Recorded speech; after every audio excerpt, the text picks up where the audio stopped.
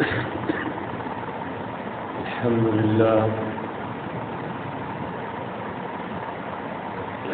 لله نحمده ونستعينه ونستغفره ونؤمن به ونتوكل عليه ونعوذ بالله من شرور أنفسنا ومن سيئات أعمالنا من يهده الله فلا مضل له ومن يضلله فلا هادي له ونشهد أن لا إله إلا الله وحده لا شريك له ونشهد أن سيدنا ومولانا محمدا وعلى آل محمد عبده ورسوله أما بعد فأعوذ بالله من الشيطان الرجيم بسم الله الرحمن الرحيم والذين جاهدوا فينا لنهدينهم سبلنا وإن الله لمع المحسنين. قال الله تعالى وما تقدموا لأنفسكم من خير تجدوه عند الله هو خيرا وأعظم أجرا.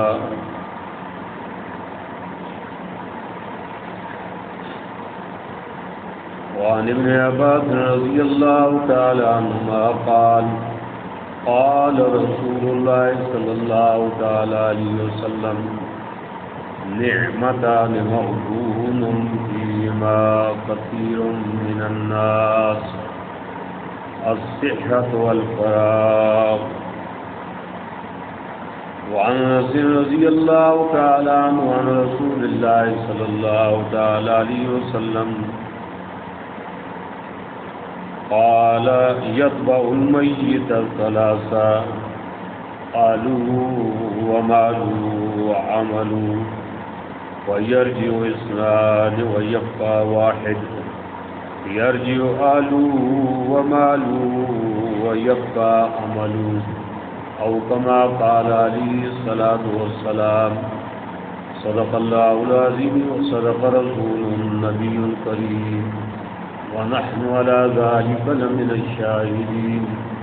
والشاكرين والحمد لله رب العالمين.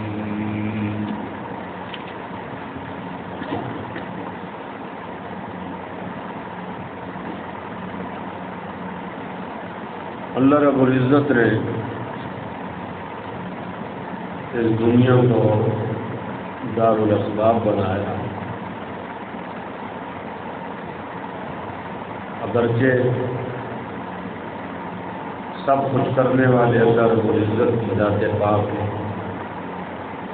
لیکن اللہ نے انسانوں کو مکلف کیا کہ تم اپنی استطاعت کے مطابق قدم اٹھاؤ اور پھر اس کا نتیجہ اس کا رزق میں اپنی قدرت سے ظاہر فرماؤں گا.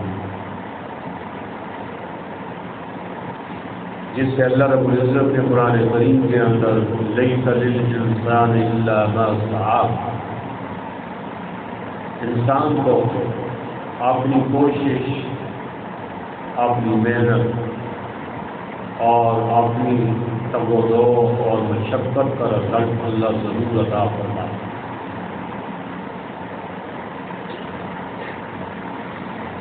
اسی میں دنیا جیسی چیز بھی بغیر محنت اور بغیر انسانی تدبیر کے قدم اٹھانے کے اللہ تعالیٰ دنیا بھی نہیں دے.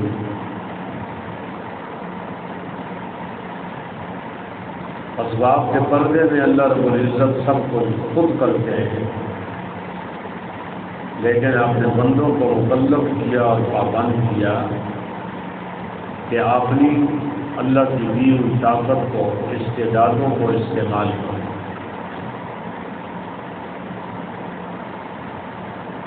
جس طرح ہم دیکھتے ہیں دنیا کے اندر بھی دنیا کی چیزیں، دنیا کے سامان، اسباب تعیش، چاہے وہ اللہ کی نظر میں دنیا میں معافیہ کی کوئی قدر و قیمت نہیں، لیکن اس میں بھی انسان اسباب تعیش اور متاع دنیا جس درجے کا حاصل کرے گا اسی درجے کی محنت بھی کرنی پڑے گی۔ سائیکل لیتا ہے، اس سے بڑھ کر موٹر سائیکل، اس کے لیے اور زیادہ رقم کی ضرورت ہے، اور اس سے بڑھ کر اگر وہ کار لینا چاہتا ہے اس کے لیے اور محنت کر کے مال کمائے، جمع ہو۔ حالانکہ دنیا و معافیہ اللہ کے ہاں اس کی کوئی وقت ہی نہیں کہ جیسے حدیث میں لو کانت دنیا عند اللہ جناح بعوضہ ما سقى منها قاطعا شربا، دنیا و معافیہ جو کچھ بھی اس میں ظاہری خزانے، چھپے ہوئے خزانے،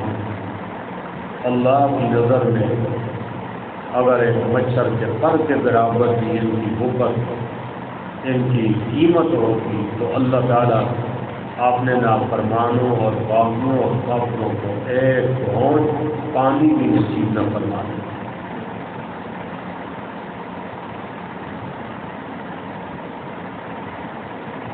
تو جب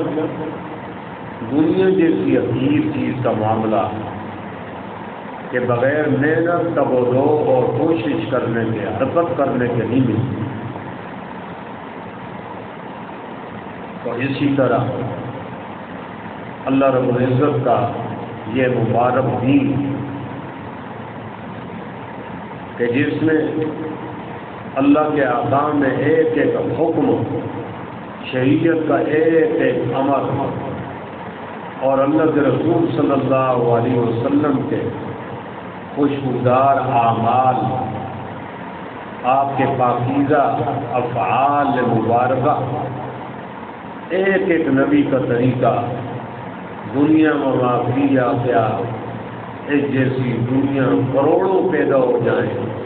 جو طاقت اللہ نے اپنے نبی کے طریقے میں رکھی ہے دنیا کی کسی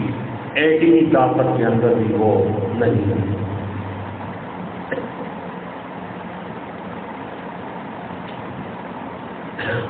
دنیا کی چیزیں دنیا کے لیے،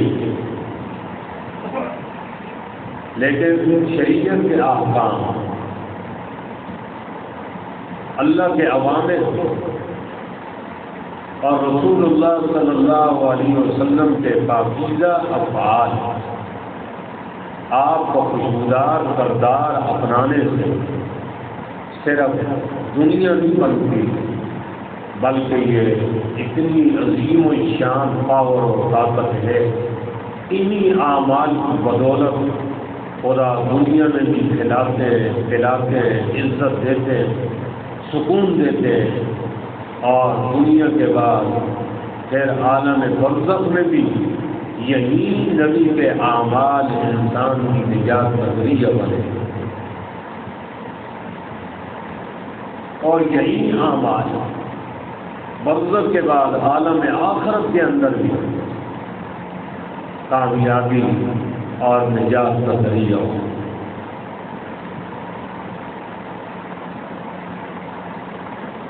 اسی کو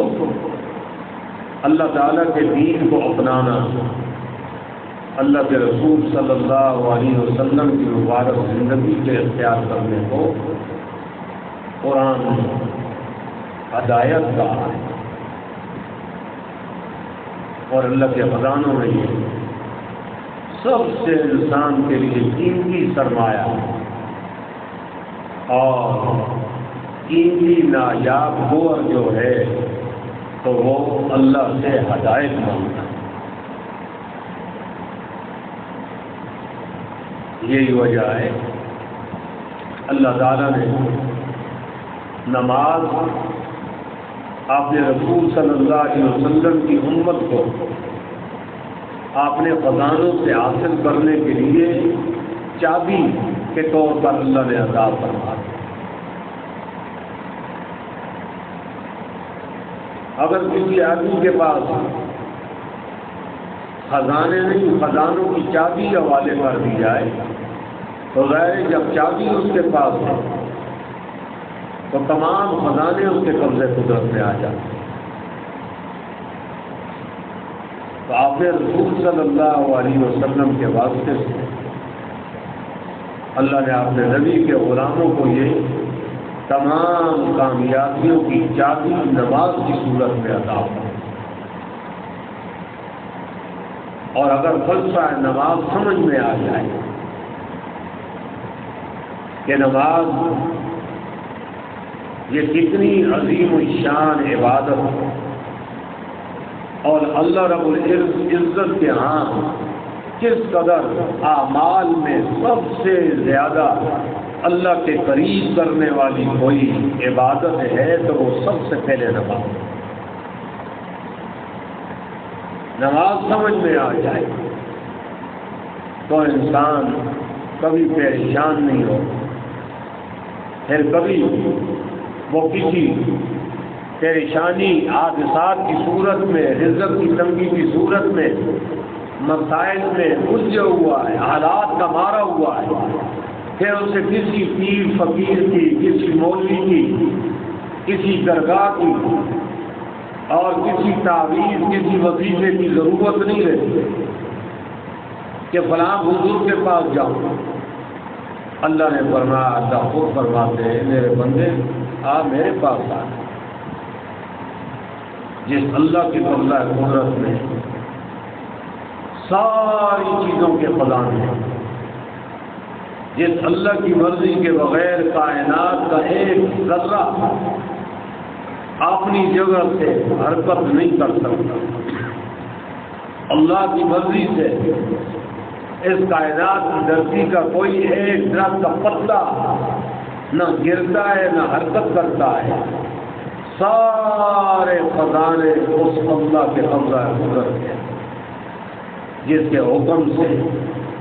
آسمان بغیر سپورٹ،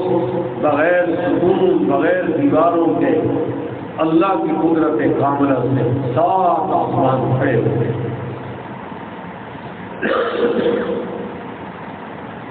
اسی اللہ نے کہ یہ حالات خوشحالی بھی دینے والا اللہ، بدحالی میں مبتلا کرنے والا بھی اللہ، بیماریاں لگانے والا اللہ اور بیماری کو ہٹا کر شفا دینے والا اللہ، پریشانیوں میں مبتلا کرنے والا بھی اللہ اور ٹینشن اور پریشانیوں کو دور کر کے دل و دماغ کو سکون سے ٹوٹ کر بھر دینے والا بھی اللہ ہے۔ اللہ سے بڑھ کر کون ہمدرد ہوگا؟ اللہ سے بڑھ کر آپ کا کون زیادہ آپ کا غمخوار ہوگا؟ تو اللہ فرماتے ہیں آؤ میرے دربار میں باوضو ہو کر اور میری تکبیر کا نعرہ لگا کر ہاتھ اٹھا دو، اللہ اکبر، ہاتھ جو ہے اٹھایا اور دنیا کو پسے پش ڈالو کہ اب جس ذات کے سامنے کھڑے ہو اس کا جلال، اس اللہ کا تقدس، اس اللہ کی بڑائی، اس کی عظمت، اس کا استحضار کرتے ہوئے پھر اللہ رب العزت سے مانگو، اللہ کی تعریف کرو، الحمدللہ رب العالمین۔ کون اللہ؟ الرحمن، بہت مہربان۔ کون اللہ؟ الرحیم، بہت پریم کرنے والا۔ کون اللہ؟ صرف دنیا کا مالک نہیں، مالک یوم الدین، آخرت جزا کے دن کا وہ مالک ہے۔ اب آپ کو جو پریشانی، جو حاجت ہے، بدحالی میں مبتلا ہے، بیمار ہے، دشمن ستاتے ہیں، اللہ نے خود سے بلایا، آؤ مجھ سے مانگو، ایاک نعبد و ایاک نستعین، اللہ ہم تیری ہی عبادت کرتے ہیں، عبادت میں تیرا کسی کو شریک نہیں کرتے، وَإِيَّاكَ نَسْتَعِينُ، اے اللہ حالات کا مارا ہوا، دنیا کو ٹھکرایا ہوا، پریشان حال ہوا، ہر طرف سے ناامید تیرے دربار میں آ گیا، وَإِيَّاكَ نَسْتَعِينُ، کوئی ہی سے مدد۔ اب اس سے بڑا وظیفہ کیا ہوگا؟ کائنات میں اس سے بڑا کوئی تعویذ بھی نہیں جو اللہ خود سے کھلائے کہ پریشانیوں میں یوں ہاتھ باندھ کر کہو وَإِيَّاكَ نَسْتَعِينُ، اللہ پریشان حال ہوں، میری پریشانی تو ہی دور کر سکتا ہے، مدد تو ہی سے مانگتا۔ تو اللہ رب العزت نے یہ جتنے بھی اعمال ہیں، اللہ کے اوامر اور طریقہ رسول اللہ صلی اللہ علیہ وسلم کا انسان زندگی کے ہر شعبے میں، غمی میں، شادی میں، مسجد میں ہو، باہر ہو، بازار میں ہو، گھر میں ہو، بس ایک فکر، ایک لگن، ایک اڑن ہو کہ مجھ سے میرا اللہ راضی، مجھ سے کوئی ایسا کام نہ ہو جائے، میری زبان سے کوئی ایسی بات نہ نکلے کہ جس سے میرا قریب، میرا خالق، میرا مالک، رازق، میرا محسن، میرا منعم وہ ناراض نہ ہو جائے، جس سے میری آخرت خراب نہ ہو۔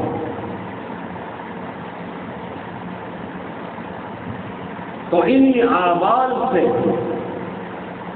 اللہ کے رسول صلی اللہ علیہ وسلم کے اعمال سے ہی اللہ پھر مسئلے حل کرتا ہے، اور ایسے حل فرماتے ہیں کہ انسان کی عقل دور دور تک اس کی رسائی ہو ہی نہیں سکتی کہ یہ میرا مسئلہ کس طرح حل ہو جائے۔ اللہ رب العزت وَمَن يَتَوَكَّلْ عَلَى اللَّهِ فَهُوَ حَسْبُهُ، جو اللہ کو اپنا تکیہ بنا لیتا ہے، جو اللہ کو اپنا سہارا بناتا ہے کہ اے رب کریم تو ہی میرا سہارا، تو میرے سہاروں کا سہارا، تو دکھی غموں کے مارے ہوئے انسانوں کا غمخوار، تو ہی میری امیدوں کا مرکز ہے، تو ہی میری تمام امیدیں اور تمام تجھی سے رکھتا ہوں۔ فرمایا پھر اللہ اتنے غیور ہو کہ اللہ کو جو اپنا سہارا بناتا ہے فَهُوَ حَسْبُهُ، تو پھر اسے اللہ ہی کافی ہو جائے، اللہ ہی کافی ہو جائے۔ اللہ تعالیٰ ان کے لیے نظام غیب قدرت حرکت میں آ جائے، لیکن شرط یہ ہے کہ اللہ کو ساتھ کرنے کے لیے اللہ رب العزت کی معیت اور اللہ رب العزت کی نظر کرم ان لوگوں کے لیے ہے کہ جو دنیا کے اندر مجاہدہ کرتے ہیں، محنت کرتے ہیں، مشقت کرتے ہیں۔ ظاہر ہے اللہ تعالیٰ کے دین پر عمل کرنا ہے ہی مشقت۔ صبح کی نماز کے لیے نیند سے میٹھی میٹھی نیند آئی ہوئی ہے، لیکن پھر بھی آدمی آنکھیں بندے ہوئے اٹھ بیٹھے، یہ مجاہد ہے، وضو کرنا مجاہدہ، مسجد میں آنا مجاہدہ. پھر ظاہر ہے کہ نفس انسان کا وہ بچے کی طرح آزادی چاہتا ہے، اور اس نفس کو قید کر کے اللہ کی بارگاہ میں اللہ اکبر کہہ دیا، سلام تک پابندی لا. اب دنیا پر نہ کھا سکتا ہے، نہ پی سکتا ہے، نہ کسی سے بات کر سکتا ہے. گویا کہ پورا دین قدم قدم پر مجاہدہ. روزے کبھی یہ آئے، اللہ کے راستے میں زکوٰۃ فرض ہے. انسان کو مال میٹھا ہے اور مال کو اپنے ہاتھوں سے اپنی تجوری سے نکال کر دینا مجاہدہ ہے. یہی مجاہدہ اللہ نے فرمایا والذین جاہدوا فینا، جو لوگ مجاہدہ کرتے ہیں، محنت کرتے ہیں، مشقت کرتے ہیں، توضع کرتے ہیں، دوڑ دھوپ کرتے ہیں، فینا ای فی دیننا، ہمارے دین کے لیے کہ دین میری زندگی میں آ جائے، اللہ راضی ہو جائے. فرمایا بس وہ قدم اٹھائیں، جہاں تک ان کا پٹرول، جہاں تک ان کی میرے استعداد میں بھی ہے. اور پھر اس میں بھی سب سے بڑا مجاہدہ جہاں نماز کے لیے اٹھنا، وضو کرنا، مسجد کی طرف جانا، پھر 10 منٹ 15 20 منٹ اللہ کو دینا، اپنے کو پابند کر دینا. اس طرح روزے میں کھانے سے روکنا، پینے سے روکنا، زکوٰۃ مال اپنے ہاتھ سے لوٹا دینا. جن میں عبادات میں سب سے بڑا مجاہدہ وہ اللہ کی نافرمانی اور گناہ سے بچنے سے. یہاں نفس و ضربے کاری ہے. ایک آدمی گناہ کر سکتا ہے، گناہ کے اسباب بھی موجود ہیں، کوئی روک بھی نہیں، چاہے اسے وہ رشوت مل رہی ہے، مال کسی اچھا نہیں ہوتا، لیکن گناہ آرام سود کی صورت میں مل رہا ہے، یا بد نظری کے مواقع، وہ بدکاری کے مواقع، نفس کا میلان بھی ہے گناہ کی طرف، اور گناہ کر بھی سکتا ہے، لیکن پھر صرف اللہ کے ڈر کی وجہ کہ میرا اللہ ناظری، اللہ مجھے دیکھ رہا ہے، اللہ شاہدی، اللہ غیب نہیں ہے میرے سامنے، اللہ وحید، اللہ مجھ سے جدا نہیں، میرے ساتھ ساتھ چل رہا ہے، رک جاتا ہے. یہ کڑوا گھونٹ یہ سب سے بڑا مجاہدہ ہوتا ہے. گناہ سے پیچھے ہٹ جانا. اللہ فرماتے ہیں والذین جاہدوا فینا، جو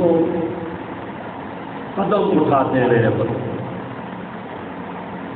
مجھ تک پہنچنے کے لیے، اللہ راضی ہو جائے، اللہ تک پہنچ جائے. اللہ تعالیٰ فرماتے ہیں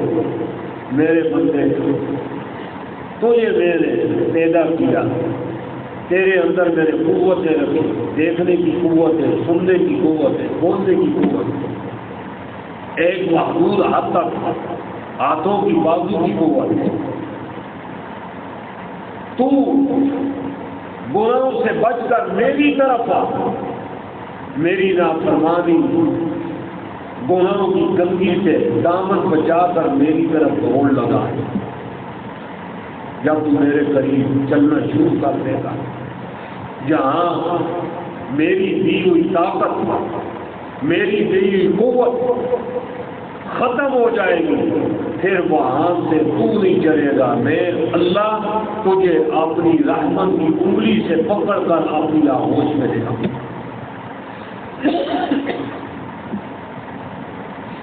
والذین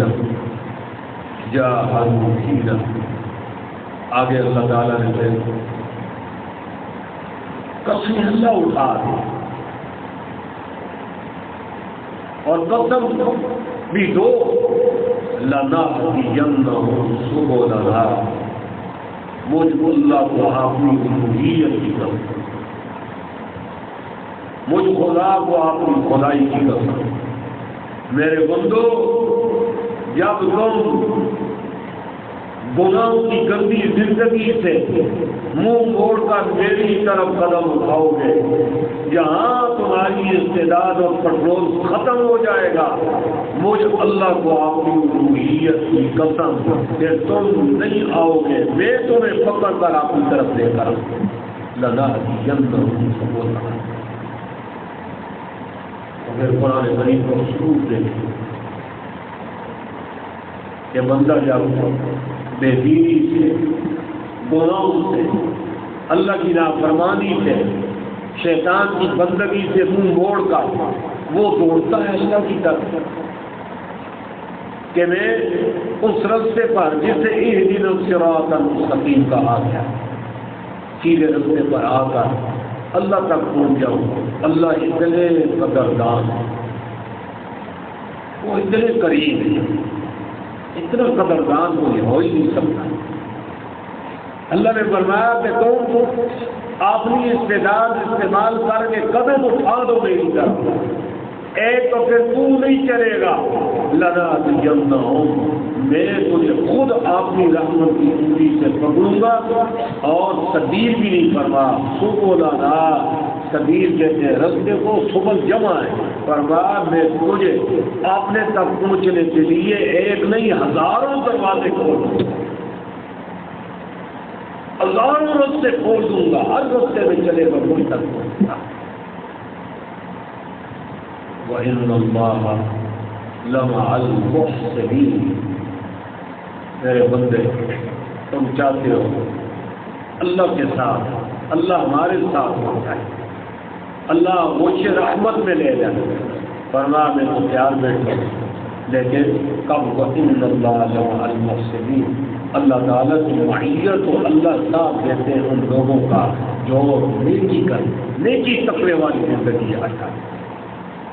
نیکی والے گناہ اور بدی کی ضد، جس طرح آگ اور پانی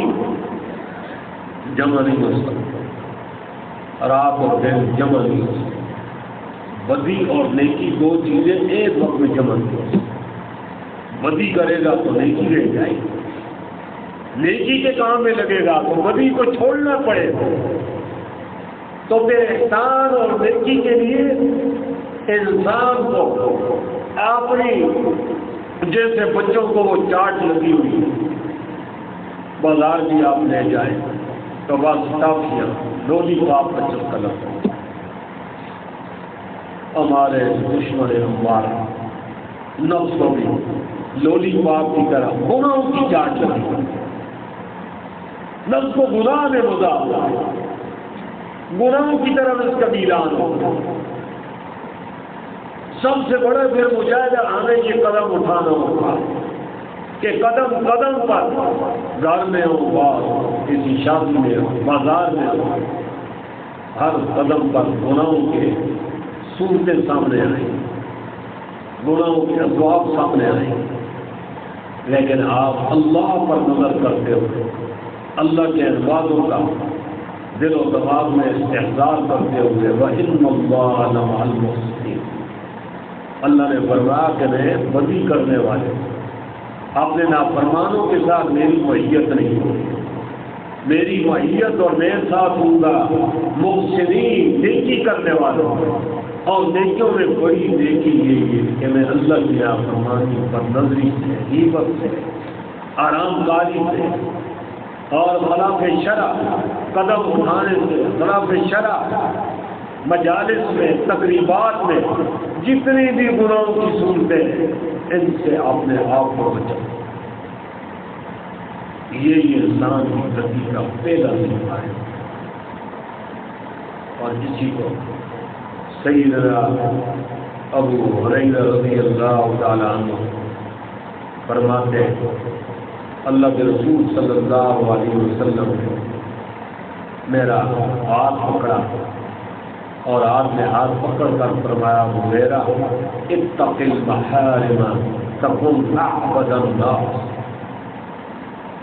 ابو ہریرہ، اللہ نے جو چیزیں حرام کرا اس طرح بدنظری حرام ہے، رشوت حرام ہے، سود حرام ہے، داڑھی مڈانا کٹانا حرام ہے، اس طرح گانے بازی موسیقی کی لعنت حرام، بدعات کی تقریبات وہ حرام، ان میں شرکت حرام، غلط شادی حرام، جتنی بھی حرام کاریاں ہیں اتق المحارم۔ اللہ کے رسول فرمائے ابو ہریرہ اللہ کی حرام کی ہوئی چیزوں سے بچنا، تکن اعبد الناس، جب تو حرام سے بچ جائے گا پھر عبادت کے مقابلے میں تیرا کوئی مقابلہ نہیں کر سکتا، عابد بن جائے، عابد نہیں عابد۔ سب سے بڑا عبادت گزار اور سب سے بڑی عبادت یہی ہے ترک منکر،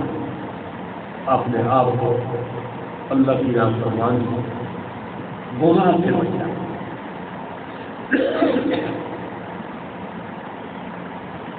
اس لیے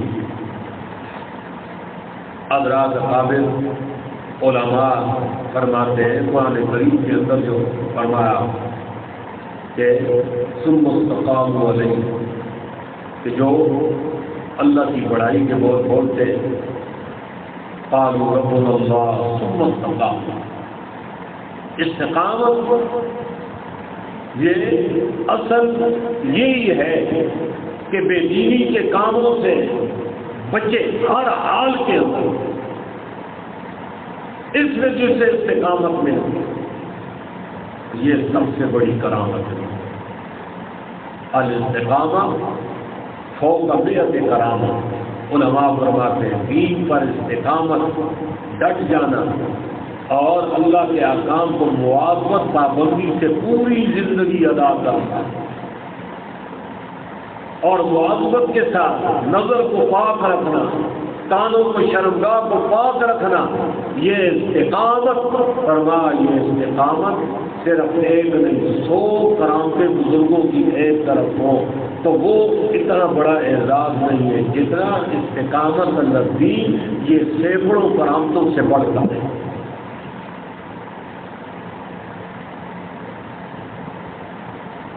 اور غالباً حضرت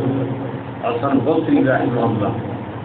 جو حضرت سیدنا حیدر قرار رضی اللہ تعالیٰ عنہ کے شاگرد فرماتے ہیں کہ اصل کرامت کہ جب تیرے نفس کا میلان ہو گناہوں کی طرح اور اللہ کی نافرمانی اور گناہوں کے اسباب موجود بھی ہے، گناہوں سے بچنا یہ اتنا بڑا اعزاز اور اتنی بڑی کرامت ہے کہ فرمایا اگر کوئی ولی اللہ پانی کی سطح پر چلے اور اس کا پاؤں گیلا نہ ہو، یا پاؤں پانی کی سطح پر مصلی بچھا کر نماز پڑھنا شروع کر، یا فضا کے اندر ہوا کے اندر مصلی بچھا کر نماز پڑھے، فرمایا کہ اتباع شریعت کے ساتھ یہ بھی کرامت ہے، لیکن فرمایا یہ اتنا بڑا کمال نہیں، پانی کی سطح پر کھڑے ہو جانا اور نہ ڈوبے یہ تو انکم درد ہوتا ہے، فضاؤں کے اندر کھڑا ہو جائے اور گرے نہیں، فرمایا حسن بصری رحمہ اللہ فرمایا یہ تو ایک مکھی بھی کر سکتی ہے۔ اصل کرامت یہ ہے کہ جب انسان کا نفس گناہوں کی طرف آمادہ ہو اور گناہوں کی طرف میلان ہونے کے باوجود صرف خوف خدا، اللہ تعالیٰ کا خوف، اللہ تعالیٰ کی صفات کے استحضار کے ساتھ کہ میرا اللہ مجھے دیکھ رہا ہے، اس گناہوں سے اپنے آپ کو بچا لینا یہ سب سے بڑی کرامت ہے۔ اس کرامت کا مقابلہ دنیا کی کوئی بھی کرامت نہیں، اور اللہ تعالیٰ نے قرآن کریم کے اندر اسی گندگیوں سے بچنا، گناہوں سے بچنا، اسے تقوی کا نام دیا۔ حضرت امیر المؤمنین حضرت عمر رضی اللہ تعالیٰ سیدنا ابی بن کعب رضی اللہ تعالیٰ عنہ پوچھا کہ قرآن کریم نے جو زور دیا زیادہ کہ اللہ کی نافرمانی گناہوں سے بچو، تقوی اختیار کرو، تو تقوی کی کوئی اچھی مثال؟ انہوں نے کہا امیر المؤمنین سفر کے دوران دیکھو کہ رستے میں اونچائی نیچائی بھی آتی ہے، کہیں جھاڑیاں آ جاتی ہیں سفر میں چلتے چلتے، کہیں کانٹے آ جاتے ہیں کانٹے دار جھاڑیاں، اور کہیں گہرے کھڈے آتے ہیں۔ حضرت آپ اپنی منزل تک پہنچنے کے لیے پھر کیا کرتے ہیں؟ فرمایا کہ آدمی ہوش کے ساتھ قدم اٹھاتا ہے، جہاں کانٹے دار جھاڑیاں آ جائیں اپنا دامن سمیٹ لیتا ہے کہ میرا دامن جو ہے کانٹوں سے نہ اندر جائے، نہ کسی پہ چلتے ہوئے کہیں اگر منہ میں کھڈا آ جائے فوراً بریک لگ جاتی ہے، دائیں بائیں دیکھتا ہے کہ جہاں سے میں گزر گا اس جگہ اس گہرائی میں گرنے سے بچ جاؤں، اس امن والے راستے کو اختیار کرتا ہے۔ اور بھی جتنی کوئی سامنے درندہ آ گیا، کوئی موزی چیز آ گئی دوران سفر، تو آدمی خون خون کر قدم اٹھاتے ہوئے ہر وہ چیز سے بچتا ہے جو اس کے لیے اذیت کا ذریعہ، ضرر اور نقصان کا ذریعہ بنتی ہے۔ سیدنا ابی بن کعب رضی اللہ تعالیٰ عنہ فرمایا امیر المؤمنین بس اسی کا نام تھا، اسی کا نام تھا۔ جب سے ہم پیدا ہوئے ہمارا ہر قدم ہر ہمارا لمحہ وہ برف کی طرف پگھل رہا ہے، ایک ایک قدم ہمارا اپنی منزل عالم آخرت کی طرف بڑھتا جا رہا ہے، دن ب دن ہم فقر کے قریب ہوتے چلے جا رہے ہیں، کئیوں کی زیادہ گزر گئی ہم جیسے، نہ جانے کتنے گنے ہوئے قدم رہتے ہیں منزل تک پہنچنے والے۔ فرمایا اس کے اندر بھی جو ہماری آخرت کے لیے چیزیں درمیان میں چلتے ہوئے موزی ہیں، ہماری آخرت ان سے بگڑے گی، ہمارے لیے نقصان ہے۔ تو مسافر کی طرح جس طرح جھاڑیوں سے اپنا دامن سمیٹتا ہے، یہاں بھی دنیا کا میلہ ہے، دنیا کی رنگلیاں ہیں، دنیا کے شور شرابے ہلے بلے بچے ہوئے، آپ قدم قدم پر چل رہے، کہیں ناچ گانے نظر آئیں گے، کہیں اللہ کے شیطان کے بندے اپنی طرف بلائیں گے، گناہوں کی طرف دعوتیں دیں گے،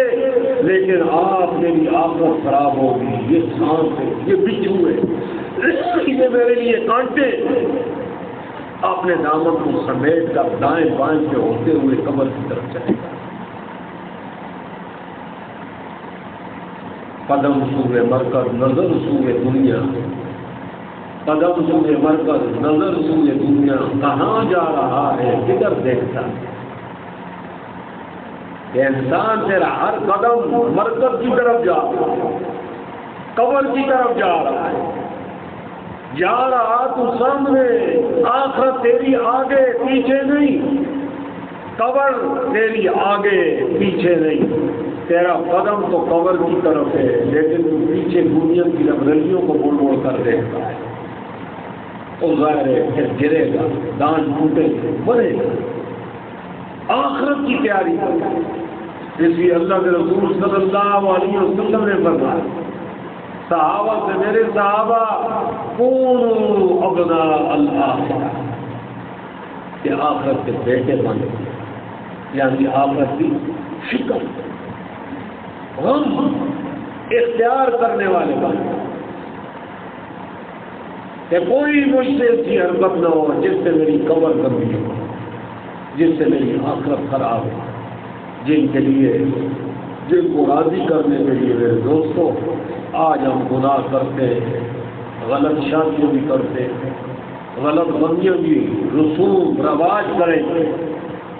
پتہ نہیں ہے یہ بے دینی ہے، گناہ ہے یہ سارے، لیکن بہانہ ہوتا ہے، برادری ناراض ہو، چاچا جی ناراض ہے، ماما ناراض ہوگا، فلاں ناراض ہوگا۔ جب قبر آئے گی تو پھر وہاں کوئی پرسان ہے، نہ چاچا پوچھنے والا ہے، نہ اولاد ہے، نہ ماں باپ۔ نہ قبر میں، نہ قبر کے بعد کی اگلی منزلوں میں. یوم یفر المرء من اخیہ وامہ وابیہ وصاحبتہ وبنیہ لکل امرئ منہم یومئذ شأن یغنیہ. فرمایا لوگوں ڈرو اس دن سے جس دن ماں اپنی اولاد لگتے جگر سے بھاگ رہی ہو، باپ اپنا منہ اولاد سے موڑ لے گا، اولاد ماں باپ کو دے کر کے رستہ بدل دیں گے، کہیں میری ماں مجھ سے نیکی نہ مانگے. بیوی خاوند کو دے کر کے دوسرا روکا. خاوند جو بڑی قسمیں اٹھاتا تھا رفیقہ حیات کی، وہ دیکھ لے گا سامنے بیوی آ رہی ہے. قرآن نے فرمایا جب سے بھاگیں گے کہ کہیں بیوی دنیا کی وہ تعلق کی مجھے لاج رکھتے ہوئے نیکی نہ مانگتے. یہاں کوئی سارے جھوٹے سوچے، سب یہ دنیا کے دھوکے کے سودے. مل حیات الدنیا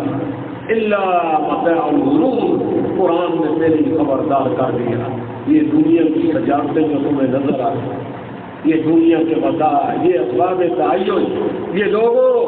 ومل حیات الدنیا، نہیں یہ دنیا کی زندگی اس کی کوئی حقیقت نہیں ہے الا متاع الغرور، مگر یہ جو طرح مداریے کا وہ پٹارا ہوتا ہے نا، یہ سارا دھوکے کا سامان ہے. ڈگڈگی بازار یہ تماشا ہے. ڈگڈگی والا بیٹھ جاتا ہے، تماشا دکھا دیتا ہے، اور پھر نہ وہ ڈگڈگی والا نظر آتا ہے نہ وہ میدان نظر آتا ہے. یہ سارے رشتے جن کے لیے ہم اپنی جہنم خود خریدتے. کوئی اولاد کی خاطر اللہ کو ناراض کرتا ہے کہ میرے بیٹے پیچھے کاریں اور کوٹیاں بیلنس بنا رہے ہیں، ان کے لیے چاہے لوگوں کی گردنیں کاٹو، غریبوں کا خون پینا پڑے، رشوت لینی پڑے، لیں گے، لیکن اپنی اولاد کے لیے بیلنس بنائیں گے. یہ اولاد کو حل جوتے مارے، وہ تو دنیا میں بھی جوتے مارتے ہیں. گناہوں کی نحوست، حرام کی نحوست کی ہے، اور آخرت میں تو کام نہیں آئے گی. اللہ تعالیٰ فکر آخرت نصیب فرمائے. وآخر دعوانا ان الحمد للہ رب العالمین.